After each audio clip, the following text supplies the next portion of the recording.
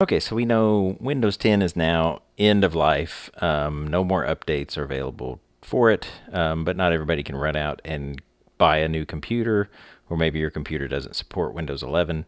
So here is a way to get another year of security patches, updates to keep your Windows 10 install safe and secure.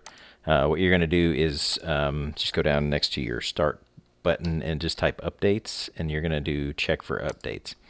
And it's going to tell you that there's no updates. Your version has reached end of support, so you're not going to get any more updates. But if you see this here, enroll in extended security updates, you can enroll, and it's free, and we'll give you another year of security patches and support. Do that before your system becomes vulnerable to any kind of malicious things that are out there. So this is it. You go hit next, and then here you go, extended security updates. It's valid until October 13th of 2026. So you get a whole another year at no extra cost, and then all you do is hit enroll, and then you will start pulling down.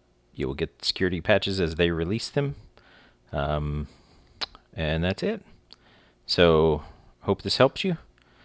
Stay safe and secure until you get Windows 11 or a new computer. So there we go. As you can see, I hit check for updates, and it is telling me that there is an update available.